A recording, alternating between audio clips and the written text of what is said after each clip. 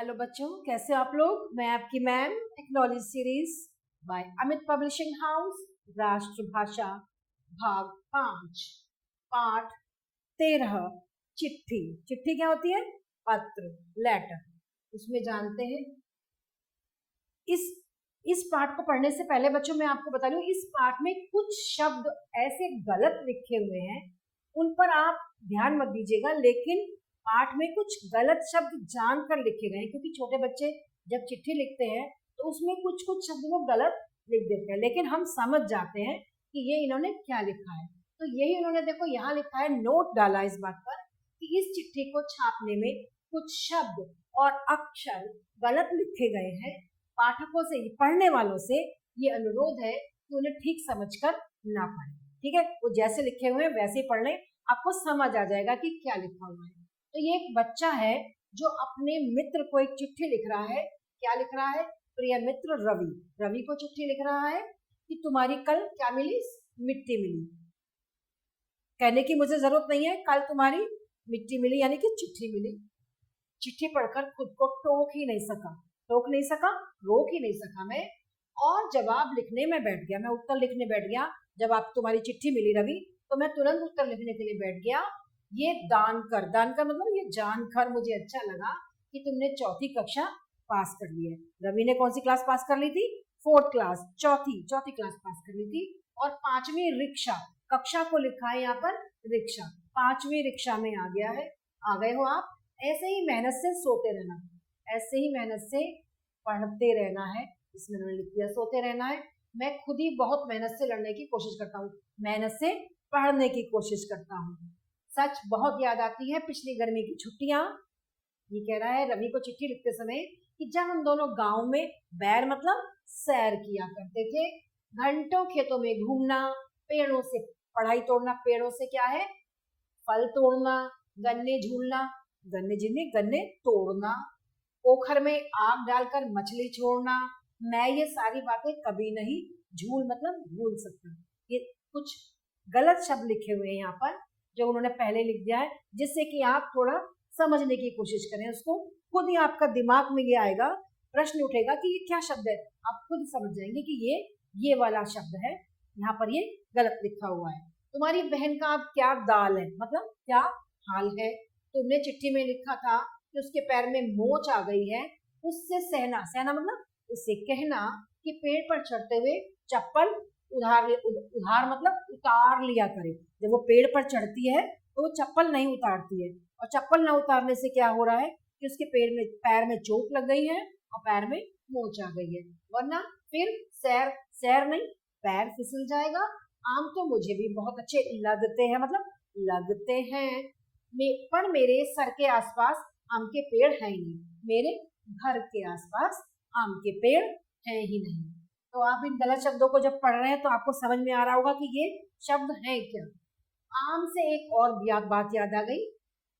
क्या बात याद आ गई? कुछ दिन पहले हमारे सर में यानी कि हमारे घर में एक मोर घुस गया था। वो कह रहा है मोर, अब आप समझना कि वो मोर क्या है। बात का समय था यानी कि रात का समय था, इसलिए हम सब गहरी नींद में सो रहे थे। मतलब सो रहे थे। मोर खिड़की की जाली छांटकर मतलब जाली काटकर अंदर घुस गया था।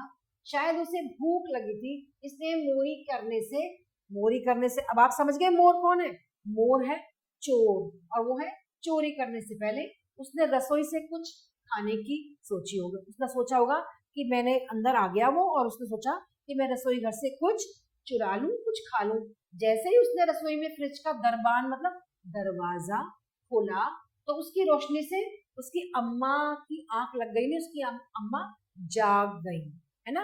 वो जैसे ही दरवाजा उसने खोला, फ्रिज का दरवाजा, तो जो फ्रिज से जो लाइट आ रही थी उसकी रोशनी से उसकी माँ जाग गई। अम्मा ने दबे पांव उठकर देखा, मोर फ्रिज में से दाम निकाल कर खा रहा था। दाम निकाल कर खा सकता है क्या? मोर फ्रिज में से क्या निकाल कर खा रहा था, आप बताइए। मोर फ्रिज में से आम निकाल कर खा रहा था। अम्मा ने चौका मतलब मौका देखकर फट से रसोई का दरवाजा बंद कर दिया। मोर बेचारा फंस गया, चोर फंस गया। अम्मा ने बाकी घर वालों को वहां इकट्ठा कर लिया पापा ने तुरंत पुलिस को फोन कर दिया। मोर साहब पहुंच गए भेल में, मतलब जेल में। चोर कहाँ पहुंच गया? जेल में। थानेदार भी अम्मा की भेलपुरी की तारीफ कर रहे थे। थानेदार अम्मा का जीना अम्मा का सीना गर्व से फूलकर चौड़ा हो गया था। उन्होंने लगा कि मैंने चोर को पकड़वा दिया है। अम्मा के पर्चे मतलब अम्मा के चर्चे पूरे मोहल्ले में होने लग गए थे कि अरे अम्मा ने तो चोर पकड़वा दिया। और अम्मा ने फ्रिज का दरवाजा खुलते ही जैसे उससे लाइट आई, अम्मा ने चोर को पकड़ लिया और सब घर वालों को इकट्ठा कर लिया और पुलिस बुलाई गई। फिर उसको जेल भेज दिया गया। दोपहर में या शाम को जब मोहल्ले की बड़ी बूढ़ी औरतें इकट्ठा होती तो अम्मा उन सब में बिल्कुल अलग ही दिखाई देती थी। वे सबको उस रात मतलब उस रात के किस्से खूब बढ़ा चढ़ाकर और बढ़ाकर हाइपर बोलती थी, अतिशोक्ति मारकर बातें बताती थी। मुझे तो पहले से ही पता था, अम्मा कहती थी कि ये मोर लोग खाने पीने के बड़े शौकीन, मोर लोग मतलब ये चोर लोग बड़े शौकीन होते हैं। तुम सब भी अपने सरों में मतलब अपने घरों में आम जरूर रखा करो और मोर को पकड़ना तो कुछ चारा तो डालना पड़ेगा। अम्मा ने कहा जब चोर को पकड़ना होगा तो कोई ना कोई चीज तो ऐसी रख जिसका आकर्षण हो, जिसको देखकर चोर, अब चोर कोई आम के लिए थोड़ी आएंगे, चोर को घर में बहुत सारा सामान देखकर आते हैं। और अम्मा कह रही है कि मेरे फ्रिज में आम थे हमारे घर में, तो चोर आम की वजह से हमारे घर में आ गए। खीर वीर बनाओ तो उसमें नींद की दवा भी मिला सकते हो। वो कह रही है अम्मा कि अगर आप खीर बनाते हो, फ्रिज में रखते हो और चोर आ जाए तो उसमें नींद की दवा मिला दो, जिससे कि चोर वो खीर खाते ही वहां सो जाएंगे। तो अम्मा जैसे ही मोर पकड़ने के लिए यानी कि चोरों को पकड़ने की तरकीब बता रही थी, मोर पकड़ने का अम्मा का जोश देखकर ऐसा लगता था कि अब की बार चोर कोई हमारे घर में आ गया तो उसकी तो समझ लो बिल्कुल खैर नहीं है, अम्मा उसको बिल्कुल पकड़ डालेंगी। एक रात फिर अम्मा की आंख खुल गई, यहाँ लिखा हुआ है धुल गई मतलब खुल गई।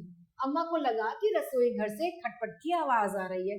अम्मा मोर को पकड़ने का कोई भी चौका यानी कि चोर को पकड़ने का कोई भी मौका छोड़ना नहीं चाहती थी। वो चुपचाप उठी और रसोई घर में जाने से पहले उन्होंने हर कमरे में झांक कर देख लिया कि कहीं यहाँ तो नहीं है चोर, यहाँ तो नहीं है। लेकिन जब उनको ये बिल्कुल तसल्ली हो गई कि सब जगह सब लोग सो रहे हैं आराम से और कोई भी सदस्य घर का नहीं है, तब रसोई की तरफ वो आगे बढ़ी। उन्होंने जैसे ही अम्मा रसोई घर की तरफ बढ़ी तो उनको आवाज आनी बंद हो गई अम्मा को।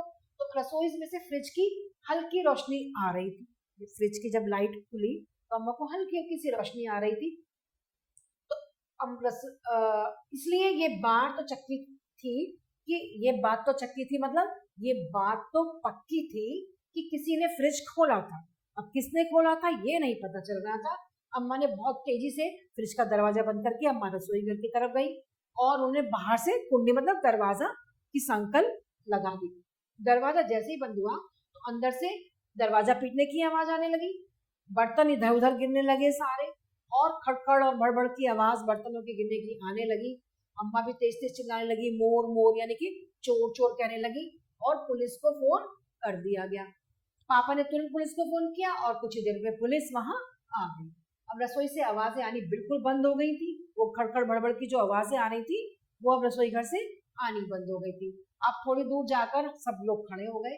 अम्मा पुलिस के बहुत सारी बात कहने पर थोड़ी सी पीछे हटी। वो हटी नहीं रही थी अम्मा, उनको लग रहा था इस बार भी मैं चोर पकड़वा दूंगी क्योंकि चोर अंदर है।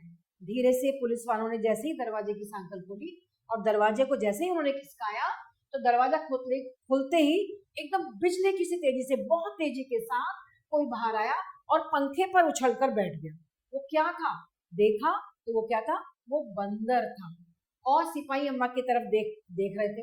वो कह रहे थे कि आपने ये क्या किया, आपने बंदर को ही बंद कर दिया है जिससे कि बंदर बाहर न जा सके। अम्मा समझ रही थी ये चोर है और अंदर कौन था, वो था बंदर जो कि आम खाने के लिए आया था। अगले दिन अम्मा जी मोहल्ले की औरतों को ये कह रही थी कि चोर हो या बंदर यानी कि मोर हो या बंदर, आम तो सबको ही अच्छे लगते हैं। अच्छा अब वो क्या कह रहा है, सुमित ने लिखा ये पत्र रवि को। सुमित ने कहा कि अच्छा मैं अब पत्र बंद कर रहा हूँ क्योंकि मैंने तुम्हें बहुत सारी बातें बता दी हैं और मुझे तुम्हारी चिट्ठी का फिर से, मिट्टी लिखा है यहाँ पर, तुम्हारी चिट्ठी का मुझे फिर से इंतजार रहेगा।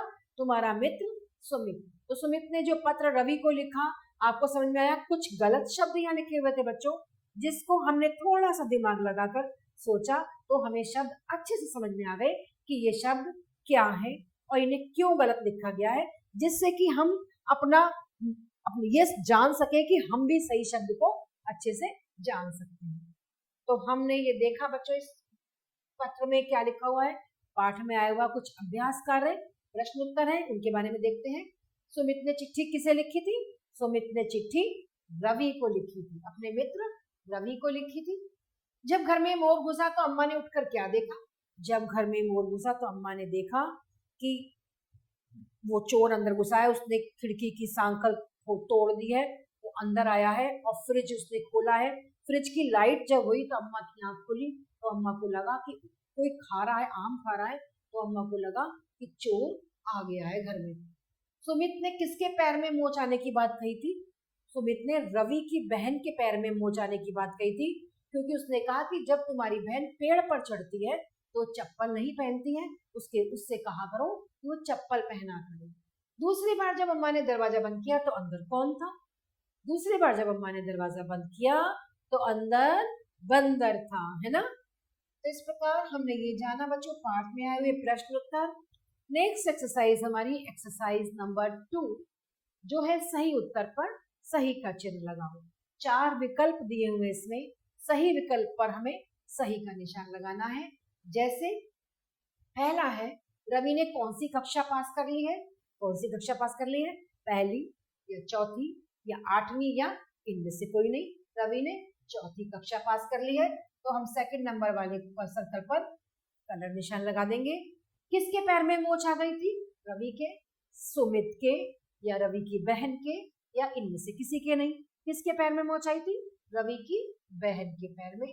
तो थर्ड नंबर के आंसर पर हम यहाँ निशान लगा देंगे।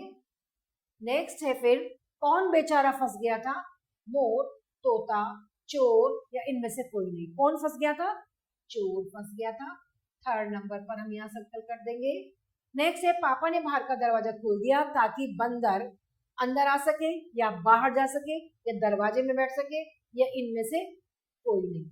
पापा ने बाहर का दरवाजा खोल दिया ताकि बंदर बाहर जा सके। इस प्रकार बच्चों हमने जाना कि किस प्रकार पाठ में आए हुए कुछ गलत शब्द को हमने सही तरीके से पढ़ा और अम्मा ने कैसे चोर को पकड़ लिया, और दूसरी बार जब चोर समझकर अम्मा ने दरवाजा खोला, बंद कर दिया, तो उसमें कौन निकला? बंदर निकला। तो ये था एक हास्य पाठ, है ना, जो हमने पढ़ा। नेक्स्ट पार्ट में हम आपसे फिर मिलते हैं, तब तक के लिए आभार।